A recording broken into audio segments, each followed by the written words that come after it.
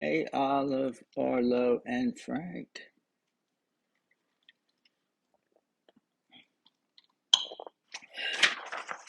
Let's see if my voice lasts. It's been give and take the last couple of days. I did a couple music videos in the last few days, and they didn't turn out too well. My voice didn't hold up. Not that I have much of a voice anyway, but it didn't hold up. And then the guitar always sounds like it's out of tune. I guess I need to just put new strings on it.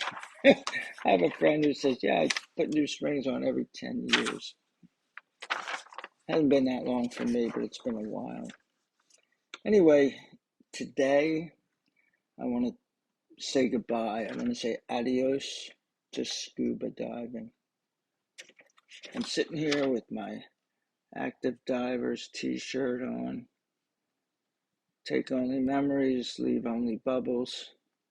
And it says that it's 50 years of adventure diving, but actually the guy that started it, a guy named Lon Lindell, started it when he was, I think, 24, and he's in his mid 80s now, so it's 60 years. But this shirt, I guess they started selling them when it was 50 years. But I'll talk about this place and this place in a little bit. But first, I want to talk about why I got into scuba diving in the first place. And then at the end, I'll tell you why I'm getting out of it, why I'm not doing it anymore. I love scuba diving, first off. So it has a happy ending. It doesn't have a sad ending. In 2009, I came down to visit your dad, Arlo, in Coconut Grove in Miami. And I came down for Thanksgiving. I said to your mom, "It's nice down here. I'd love to live down here." And she said, "Go ahead and put in for a job. Courtney's in college now, so we don't need to be in New Jersey anymore. And we can move down there." Now, I don't know if she thought I had a chance of getting the job, but I put in for a couple jobs, and I got one. So by March of 2010, so we're talking about within 3 months essentially, I lived in Miami, and grandmother stayed up in New Jersey and sold the house in La Costa Drive in Egg Harbor Township, and then she moved down. Before all that started happening, I got into skiing. Now, there's no place in Philadelphia or South Jersey to ski, but there are places in North Jersey and certainly a bunch of places in upstate Pennsylvania, in the Poconos, in the Endless Mountains, where I used to have a cabin. At that point in time, I had sold the cabin. I didn't have it anymore, but I love that area up there. You could also go up into upstate New York, right above the Pennsylvania border, and there's a bunch of them up there. So 2 to 3 hour drives, depending on where you're coming from. From Philly, it's usually 2 hours to the Poconos, about three from Stone Harbor. So I thought, well, that's a good thing. I'm surfing in the summer. As I get older, I'm not going to want to go in that cold water. So I'm going to start getting into skiing. And Frankie, actually, I got you ski lessons one time. I took you up there. I was also getting ski lessons. You did much better than me. I never got off the bunny slope, but you did pretty well. You weren't real happy, but you did pretty well. It's hard to learn, especially if it's the kind of thing that you didn't grow up around. And so when I came to Miami, I still had wanted to. I'm going to start to buy skis and the technical clothes that you wear to stay warm, the special gloves and the poles and all that kind of ski stuff. At that point in time, I was 57 years old. And so I thought I've got, maybe till when I turn 70 or maybe even 80, where I can like slide at high speed down a mountain and maybe not hit a tree and not hit a rock or something that'll kill me. Seemed like a plan. My plans have not always been the best plans in life. So I got to Miami, and I'm thinking, oh, well, now I'm going to have to go fly someplace, or, maybe there's places in Georgia that I can go to, but they're not going to be as good, and blah, blah, blah, blah, blah. So I'm trying to figure out, well, where's the closest places to go? I don't even remember where they were. Maybe Tennessee, where you live now, or there's probably skiing there. Kentucky, and West Virginia. It's far away. It's a long drive, and you're going in the wintertime, so you're going through snow. You're going to a place that you want to have snow, so you're driving through snow. It sucks. Around this time, one of Grandmom's friends, a woman named Charlotte, said that she was going to be in Palm Beach, which was maybe an hour north of us. And she said, hey, we can get together for lunch. I'm going diving in the morning. And I thought, oh, diving, that's kind of cool. So we did what's called bubble watching. Grandma and I paid a little bit of money, and we went out there with all these people. It was a black scuba club from Orlando. Very nice people. And they did a 2-tank dive, drift diving. So you dive off the boat, and the current takes you, but the current's also taking the boat. So when you pop up, hopefully you're near the boat. You don't have too far to swim, and then everybody gets back on the boat. You go to the next dive. But bubble watching means you watch bubbles disappear. But I thought this is kind of a cool thing, and they do this all around this area. When we got back to the place that we left from and we're getting ready to go to lunch, I decided that I was going to buy a mask and fins. And I was going to start to snorkel. Just like, hey, I'll snorkel and get used to this. And in fact, Frank, when you came down the one time, I think he came down twice, but I'm not sure. But the one time I had your parents buy snorkeling stuff. So you and I went snorkeling, and it sucked. We were next to this jetty in Key Biscayne, somewhere, not Crandon Park, but below Crandon Park, wherever that, Bill Baggs State Park, right at the end of Key Biscayne. We went out there, and it's like we didn't see anything, and we didn't have any fun. So I thought, oh, well, this isn't for me. I wasted my money on this stuff. About that time, a guy named Paul Steinberg started working with me in appeals in the Miami office of the IRS. He was at the time an avid scuba diver. He had done scuba diving all over the world. And I mentioned to him, when he said, oh, you're a scuba diver, I said, yeah, I did some bubble watching. And he said, you need to get scuba certified. And he told me, as soon as I got in the swimming pool, you get these instructions, you learn all this stuff, and then they put you in a swimming pool the first day. They teach you some fundamentals, and the next day you go out in the ocean and you dive to the bottom of the ocean. You do 2 dives, and then you get certified. He said, as soon as my head went underwater, I thought, this is where I want to be for the rest of my life. He has since had to quit scuba diving because of medical issues. He still travels all over the world. He just doesn't go to the bottom of the ocean when he gets there. Fascinating man, very good photographer too. Although, Arlo, tell your dad I'd never put any of his photographs up in my house.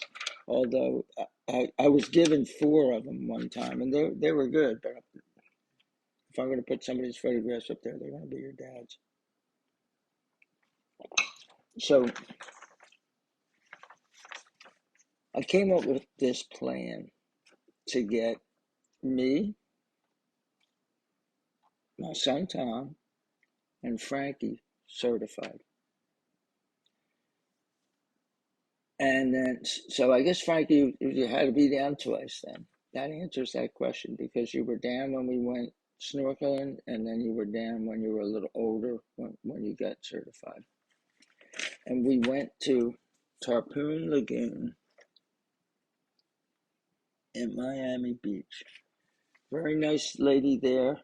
She's got a famous last name. It's something like Kevorkian. Something. One of Paul's friends. Paul said, like, hit up my friend and tell her you're friends with me and she'll give you a good price. And it was $1,000 for 3 people. Can't complain about that.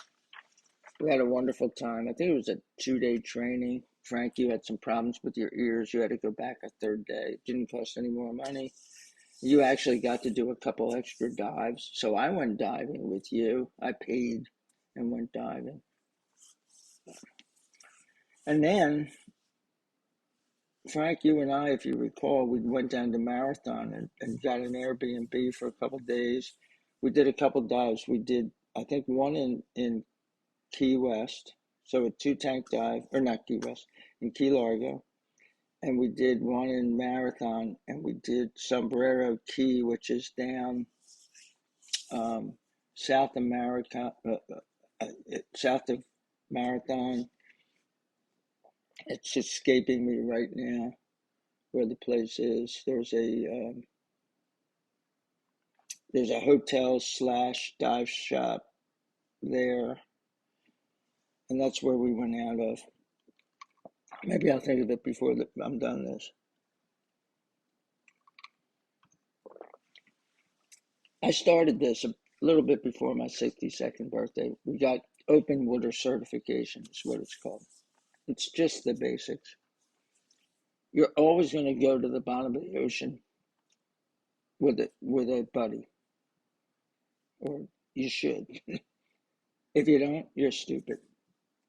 But you always want to be with people who know a lot about it. So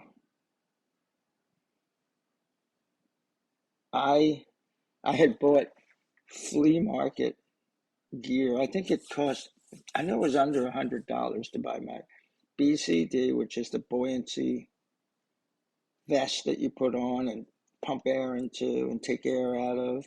I didn't have tanks. You always rent the tanks. And the regulator system that you get with is the thing that you breathe through and all that. I bought that at a flea market, the Nautical Flea Market up in Fort Lauderdale. And then I found the active divers, probably on Meetup. And the active divers are really good divers. They've been doing it. It's not just Lon, who's been doing it for a long time. Every one of their dives has one focus, and that's that everybody gets back to the surface safe and sound. So when you go on a dive boat, the dive master is going to brief you on, okay, we're doing a reef. This is what looks like the visibility is going to be like. This is the depth we're going to be going. This is what the currents seem to be like. And now what we want you to do is, stay in this area or avoid this area here, go to the northwest and then go around the reef and come back around and come back to the boat. That should be like, they know all these reefs. They know everything about them. So they give you that briefing. But before we even get on the boat, the active divers, they have a safety officer at every dive that they sponsor. That safety officer is, I don't know what all the qualifications are, but they're a dive master. They know all kinds of stuff. They're very good, and I would always stick with that person, like glue. If they looked behind them, I was there with them, and I would tell if they gave me a buddy that wasn't that person, I would say, "Look, I'm going with this person," unless you have something that, like, sometimes people want to take pictures under there, or there's a specific thing they want to see. And if they were really good, and I'd ask, like, is this guy really good? Then I would go away from the safety officer. But I normally was like right on their tail. Like they thought I was stalking them, stalking them underwater.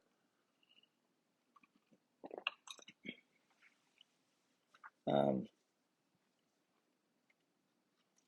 they did dives every weekend. We lived in Miami. Now Tarpon Lagoon took you right off of the one dive was a barge. I think it was kind of right off of Key Biscayne. The other one, I don't know if we dove this that time, but there's a cemetery.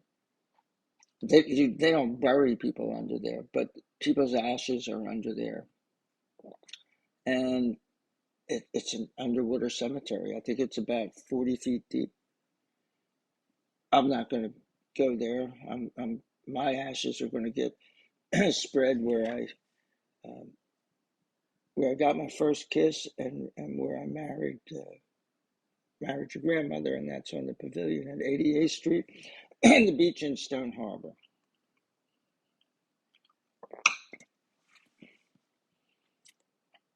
And don't tell your grandmother that my first kiss wasn't from her.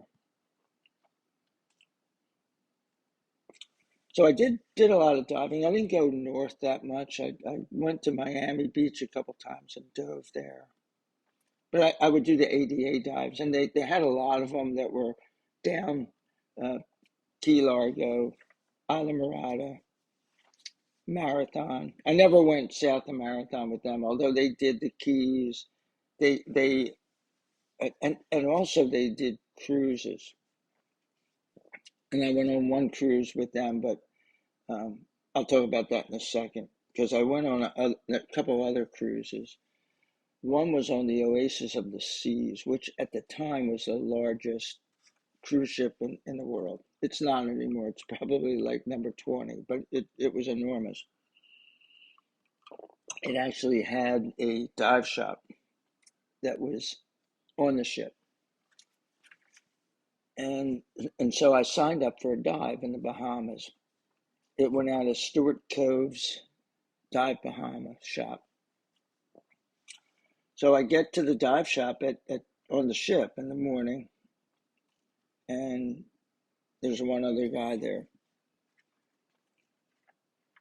The leader that's going to take us to the place. He's not going diving with us.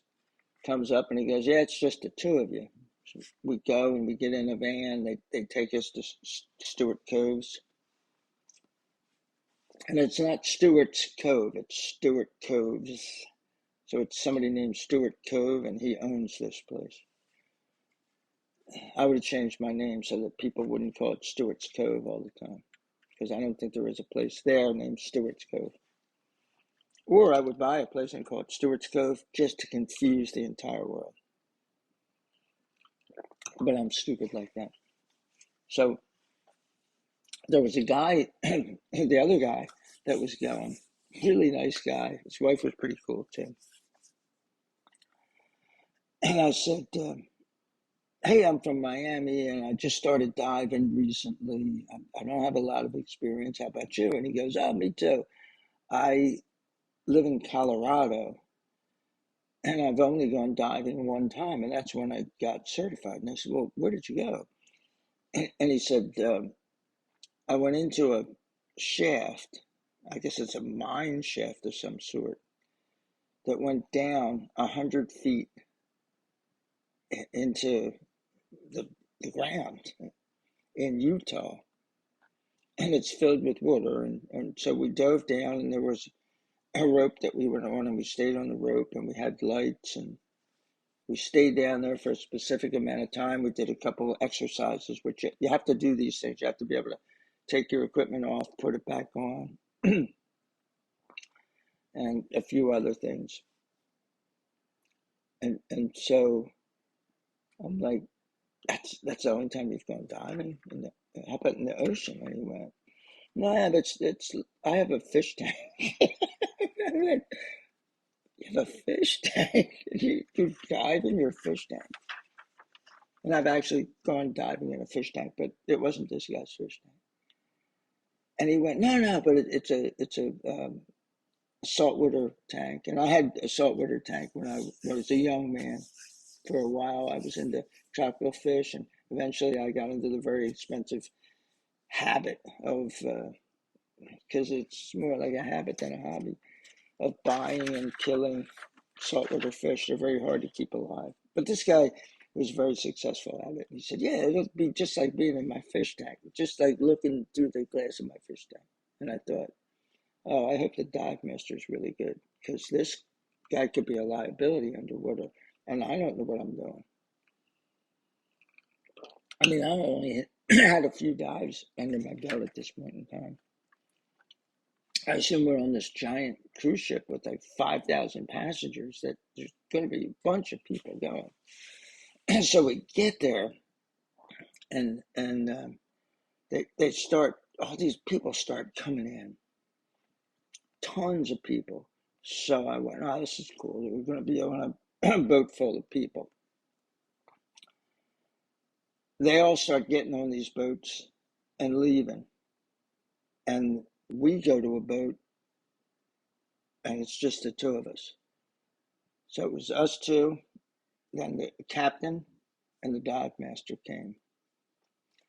And they introduced themselves, and they said to me first, because I was the oldest probably of the two of us. I know I was the oldest of the two of us. I'm surmising that that's why they asked me first.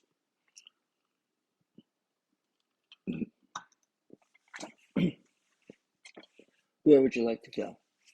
What would you like to see? Now, I've always had two things that I want to do when I go diving. Number one, I want to be safe. And number two, I want to see cool stuff. Like, I don't want to go down and see, the side of a cave wall and no fish, which is like the spring dives out here. People are like, oh, we went down 150 feet. Yeah, but you saw nothing.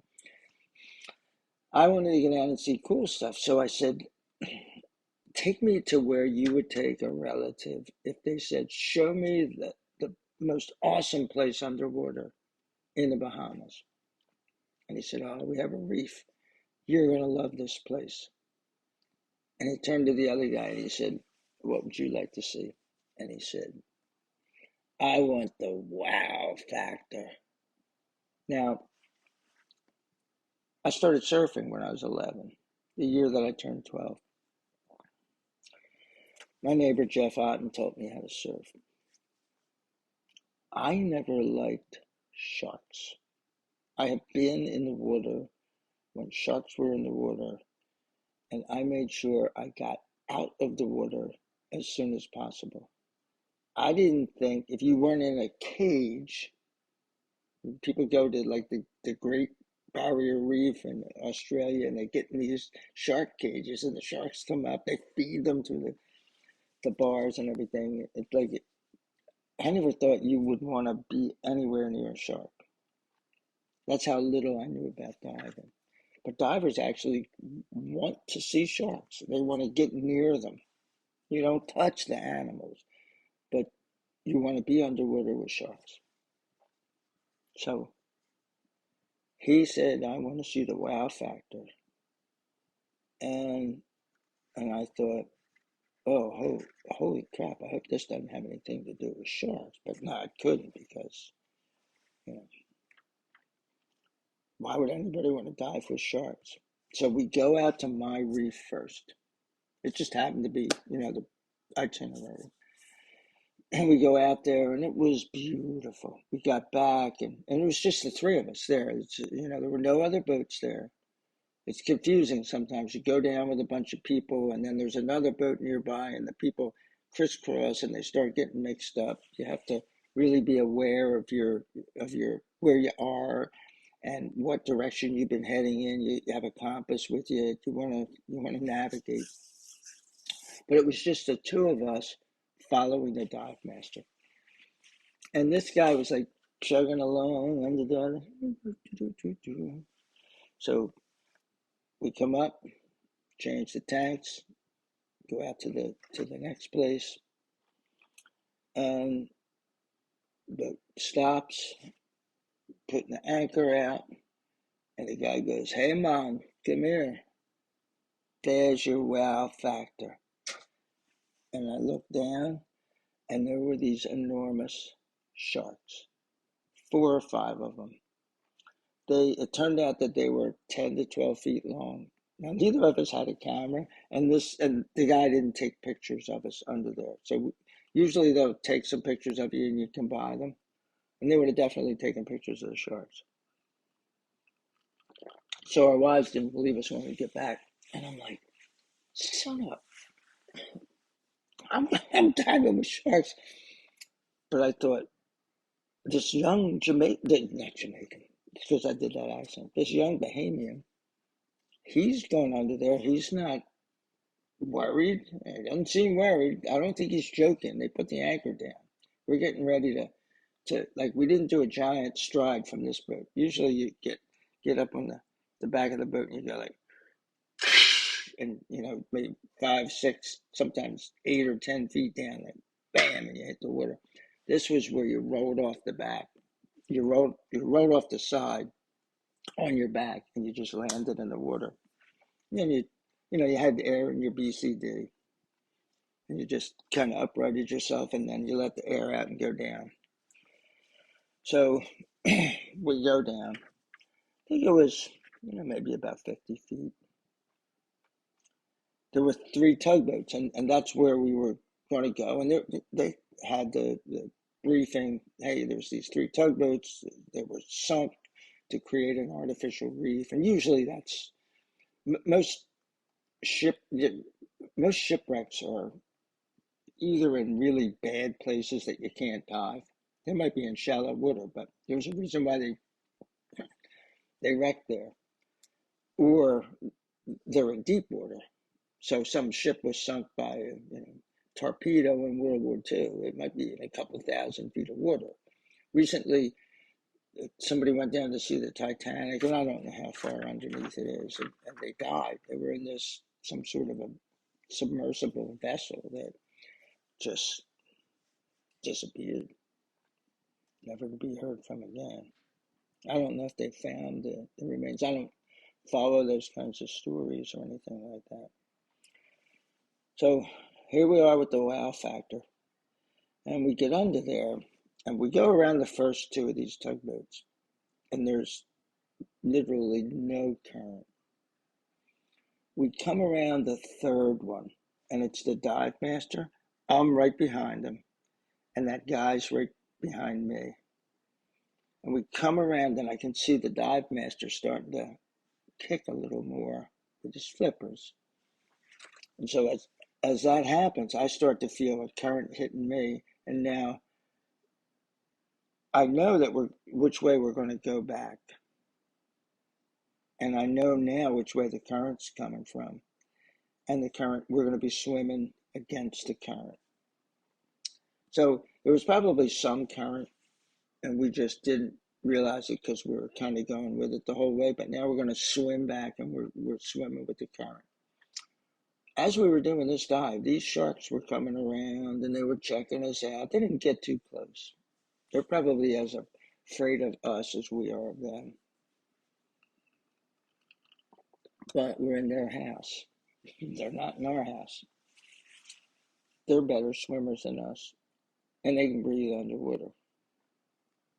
So as we hit the current, so it's a dive master, then I hit the current, and then the guy behind me, he hits the current. We're starting to, now there's movement, and the sharks are curious, and they started to move a little bit closer. I don't think they got too close to us. This isn't like some scary bedtime story around a campfire, out camping. This is just, they were watching us. And what came to mind is that old joke of the two guys that are in the woods, and a bear comes up, and they know that the bear is going to attack them, and the one guy starts putting on his jogging shoes, and the other guy goes, "You don't think you're going to outrun that bear, do you?" And he said, "I don't have to outrun the bear. I just have to outrun you." So I'm thinking, I don't have to outswim these sharks. I just have to outswim you, and I'm pretty sure I can do it. But I didn't, panic or anything or start swimming real fast. I just followed the dive master. I knew that he was aware of the sharks and he knew how to get us safely back to the boat. So we get back to the boat. Like I say, our wives were like, "Yeah, right, 12-foot sharks." Everybody says that. That's a fish story. But trust me, they were 10 to 12-foot sharks. Then we did a cruise to Hawaii. We went from Vancouver in Canada to the Hawaiian Islands, and then we got off the cruise in Oahu, and we stayed there for a week. One of those days that I was there, I went on a dive. It was an amazing dive. It was a 3-tank dive. So you went out early and you got in the afternoon. Most things they do 2-tank dive in the morning, and then they go out again in the afternoon and do a 2-tank dive. And then some places will do a night dive, and I think they're a 1-tank dive. I've never done one.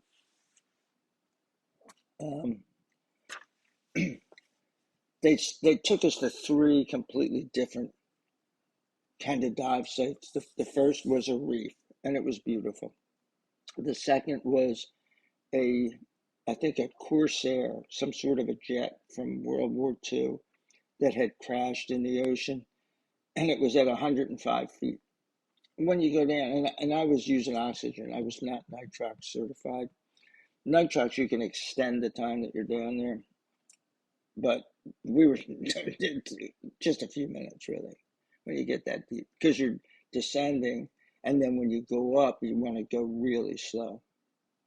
Like it's not a big deal when you go down, but when you go up, your computer starts to go beep beep beep beep beep, and you gotta like stop and stay there, and then you have to hang out 10-15 feet under the surface for 5 minutes and do a safety stop. So when you factor all that stuff in, and the further down you go, the faster you use up air. So we were, but it was really cool. It wasn't the deepest that I've ever been. I've been a little bit deeper than that, but trust me, everything you want to see underwater, at 40 feet and above, you just don't want to be at like 15, 20 feet, because you'll have snorkelers on your boat, and they'll just keep coming down and going up and going down. They ruin the vibe. We'll see. And then I did that active divers cruise where I met Daryl and Dan, who are just cool guys. Um, they were the dive masters on that. I did my first drift dive in Cozumel. I also did a dive in Belize, which was cool.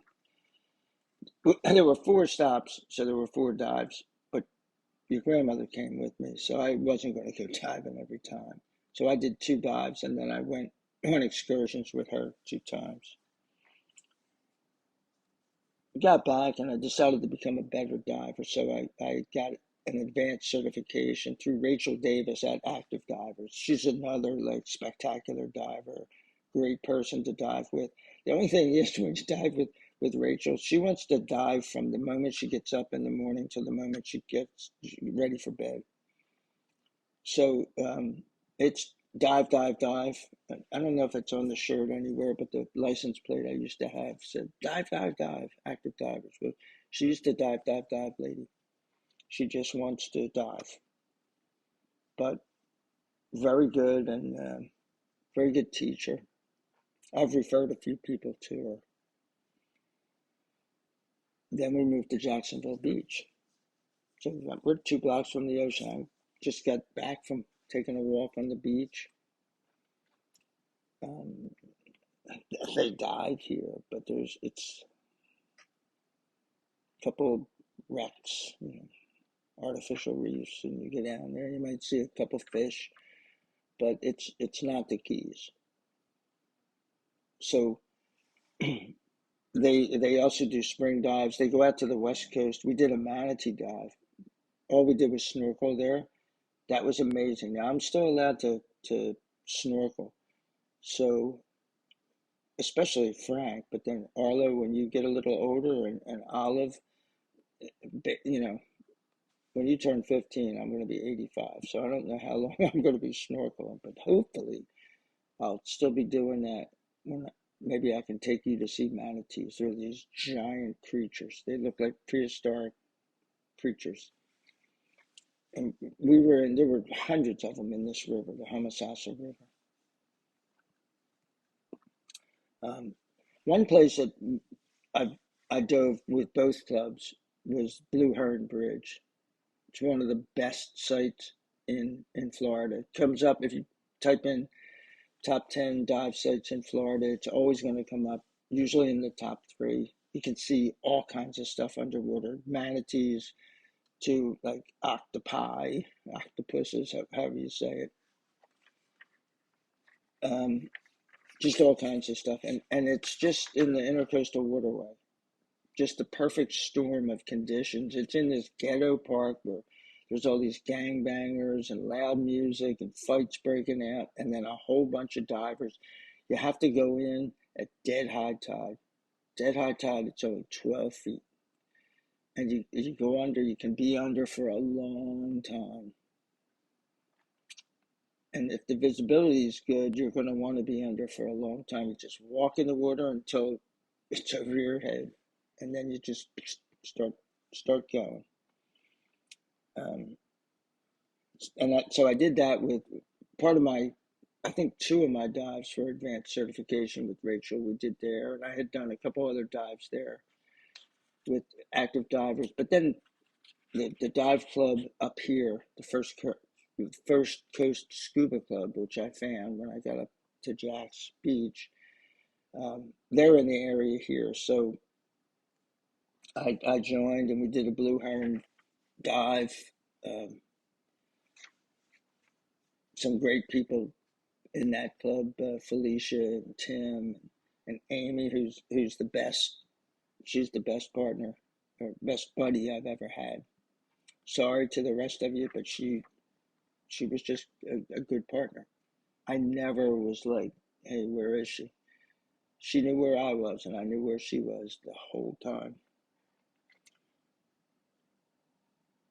Well, that's a lie. In my last dive, which I'll talk about in a minute, we just kind of went our own way, but that's the way that shark tooth dives are. Um, and then another guy named Mark Dennis, I think. He went on the manatee dive. He's a really cool guy. He was the captain of the boat. We rented a boat. It was just us club members, like maybe six of us, that were out there having a great time all day long as we wanted to go. As I said, I did a cave dive. There's a guy named Dan. What's his name? Dan. He got stuck up in Alaska last year. I just can't remember his name. I'm friends with him on Facebook. He's really into cave diving. So it was interesting to go do the cave dive, but I would never want to do one again. The water's always 72 degrees. They're great places to go swimming, stand up paddleboarding, that kind of stuff. I went on an excursion dive with active divers a couple years ago to Blackbeard's liveaboards in the Bahamas. Lived on this giant sailing boat. I think there were 33 berths for divers, and then there was a full crew. Had a chef on board and the whole bit. And we had almost the whole middle, cabin to ourselves. There was one fellow that was there that wasn't from our club, and it was Dan and Daryl. um, this fellow named Gabriel, and this young woman with they called it was like a nickname. And they just called her by that nickname. Nobody ever called her anything else. It was just one name. And yeah, I can't remember what her name was. She was really cool. We had a great time. Her birthday happened while we were there. We went out at the end when we got back to shore. We went out and celebrated her birthday. Brought some awesome souvenirs back. Me and Gabriel walked down. We were waiting to get transportation to the airport. We had a couple hours, so it's like, hey, let's walk down here. We just walked along the piers. Just there wasn't anything there. It wasn't touristy, and I bought this thing. It was a serving dish with little spoons, and they were made out of conch shells. There were thousands of conch shells just laying there, and there were people who were industrious, and they would make things out of them. So I still have that. Um, and we did a bunch of really cool dives on that. I did maybe 75% of the dives. So there were 5 dives a day times 7. So 35 dives.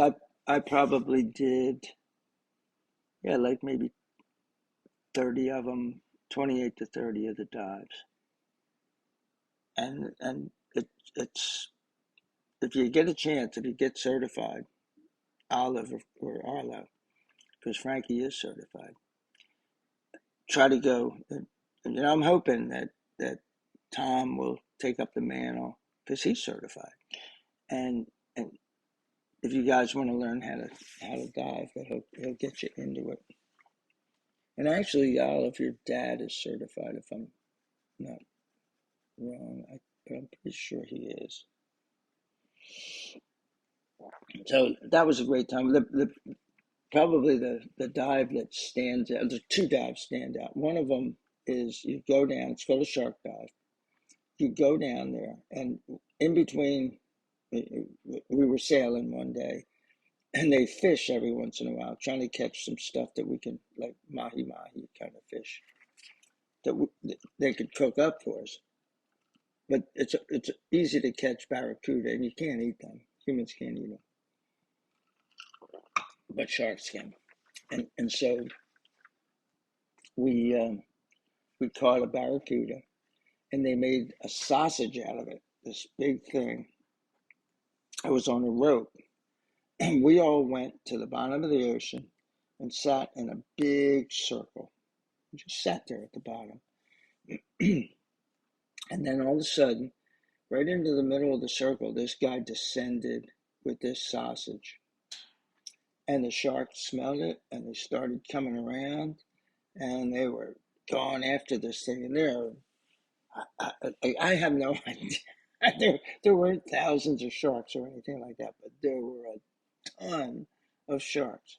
And it's no big deal. They do these dives all the time. I don't know if I like the fact that they feed these fish, but they do it. And I did it that one time. At the end, they had said, "Well, stick around and look on the bottom. You might find some shark's teeth," which they meant the teeth that fell out while they were eating this stuff, because sharks lose their teeth all the time and replace them. Unlike humans, trust me, these cost a lot of money. Sharks' teeth cost them nothing. So I didn't find any, but some of the other people found some on the bottom. And the other one was called the washing machine, where you went down in between these 2 islands. There was a cut between the 2 islands, and you went down there, and at a certain point you hit this place where the walls under the ocean got narrower, and as the tide came in, it would go like and shoot you through there. So we had to go in a line, and when we got there, it started to tumble you like backwards, kind of like whoa, whoa, and that went on for, I don't know, a good 20 or 30 seconds. But you were a little bit distant from where you started by the time you were done. I almost got lost. One of the really good divers wound up having to pop up, and they knew exactly where to go to find you. So they had a besides the ship, we had a dinghy that was out there. It was like a speedboat, inflatable speedboat that was out there to find people. And one of the guys had to pop up. I did not pop up. You have 2 minutes. If you lose your buddy, there were no buddies. We were all going as a group. Everybody had to stay together. And they said, if you find out that you're not with the group, then you do the 2 minutes and pop up, and we'll come get you. So during the 2 minutes, I figured out, well, they must be over that way. And I started swimming that way, like kind of side current. And they were coming with the current. And all of a sudden, I saw them coming. So that was maybe 30 seconds, a minute later that I saw them coming. And the big deal was to be able to, like, turn and not, like, crash into the side flank of them, and, like, turn and then kind of rest and let the current take me until they caught up with me. And then I got right in behind the dive master because that's what Grandpa does, or did. Uh, I did a resort dive. This was the First Coast Scuba Club here in Jacksonville. I had a problem with my passport and they wouldn't let me go on the trip. So I went on the trip, but I went like a few months later. This is during COVID times. It was hard to travel and stuff. But I got over there and I met a really good diver. It was a Canadian couple. The first day, get on the boat. Most people are there with other people, so they don't need a partner. But we were the two odd men out, and there was this guy named Carl Putter, very good diver. He's like a master diver. Worked for a while. He's in construction, but he worked at a dive shop up there. He was an instructor and all that. And he was a pleasure to dive with. His girlfriend Carrie's a wonderful woman. She owns beauty salons up in Toronto. Uh, Someday I'm going to go up and visit him. I was supposed to go diving with Carl. I forget the name of the wreck, but it's off of Pensacola. And he went, and I've had some medical problems, torn Achilles, so I couldn't do it. Really kind of missed doing that with him. But we did the Anthony's Key for a week, and all the dives were really good. Mostly reef dives, but the food was wonderful. They had entertainment every night. The beer was cheap. All the things that Grandpa likes. So, as I said, I always want to go under the water and see cool stuff and then come back alive and safe. That's the only two things.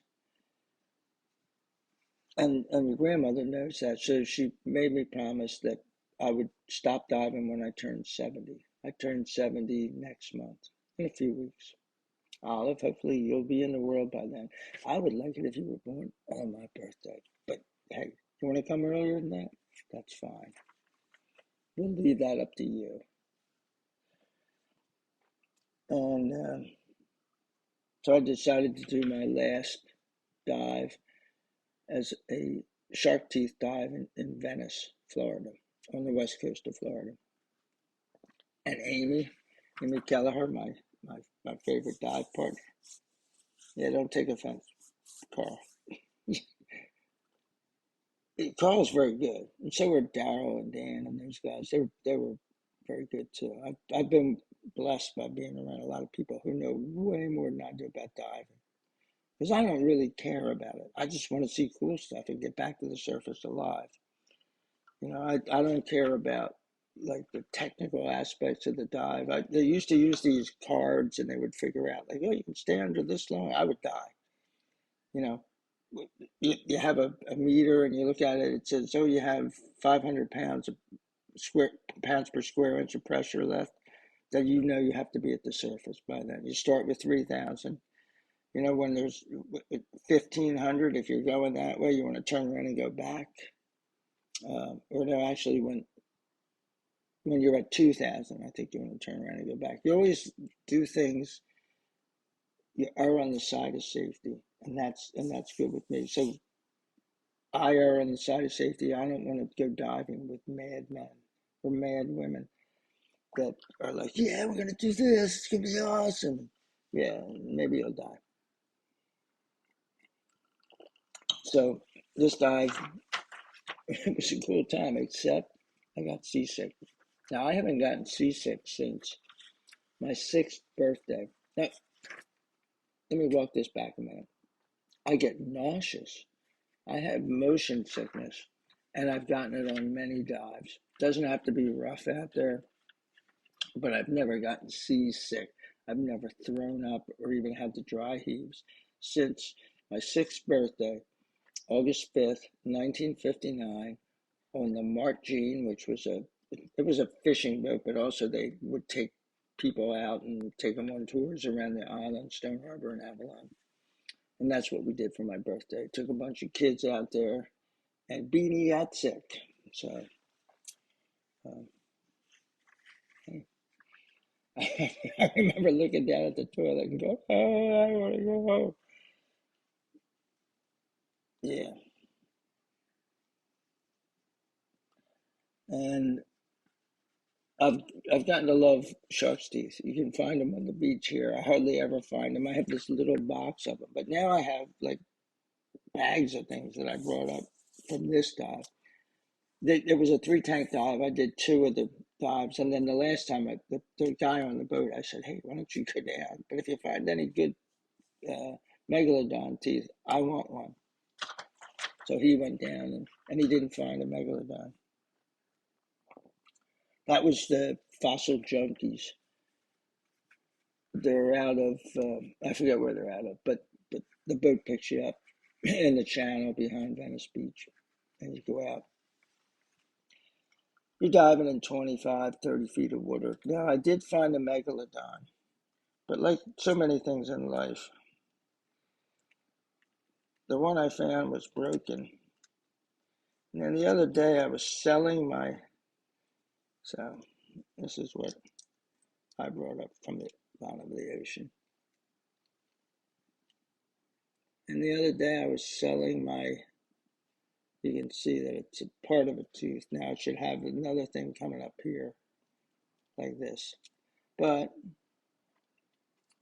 I was selling my dive gear because I'm giving it up. Adios, scuba diving.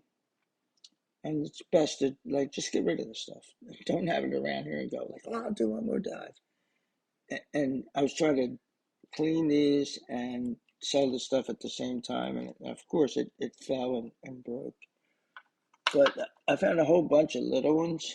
I don't know if you're going to be able to see them, but little.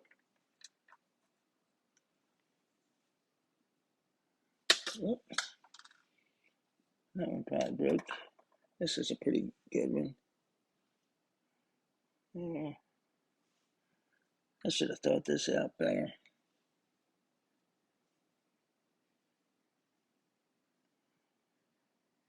So I have a whole bunch of them. I got, maybe 30, 35 of little shark's teeth, and then some things that look like bones. They're probably manatee bones. I thought I brought one in with me, but I guess I did not. Hey, no, I did.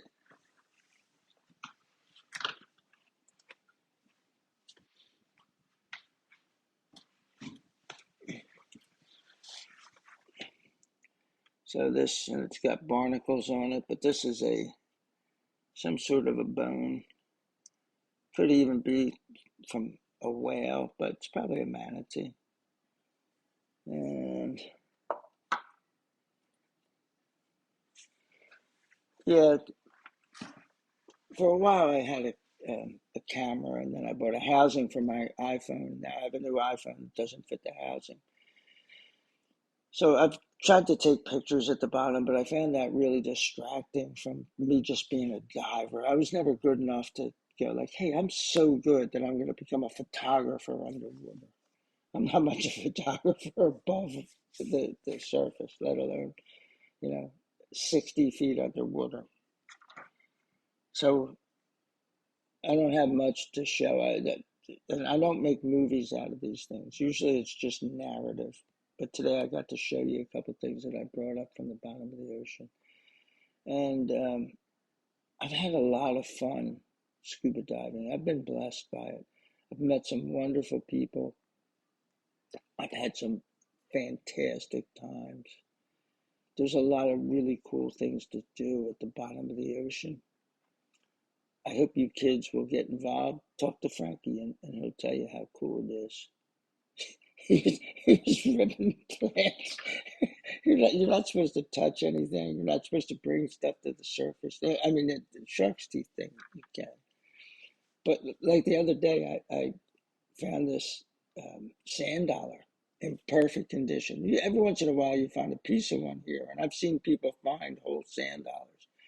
But I found one, and it was beautiful, but it was like this reddish color. And I thought, oh, this is really cool. So I stuck it in the bag it's like a mesh bag that they gave you to collect all the teeth and bones and stuff. So I stuck it in there and I got up to the surface. And then while you're going to the next stop, the guy like goes in there and picks out stuff and says, this is a rock, this is a rock. Oh, this is a nice tooth. Puts that aside and he goes, oh, I'm going to send this live sand dollar back to where it belongs. He threw it in the ocean. But yeah, Frankie was picking these big fan things, and so he like picked the bouquet. And next thing you know, we're going up to the surface. He's got this fan thing in his hand. Uh, maybe you take that to your grandpa, Frankie. Maybe you shouldn't, but maybe you do. Anyway, it's been fun, and I just wanted to share this with you. And I'll miss going with you guys, but you can tell me, hey, I saw this under the ocean, and I'll probably know what you're talking about because I've been under there and saw it. So adios scuba diving, and adios kids. Peace out. Love you.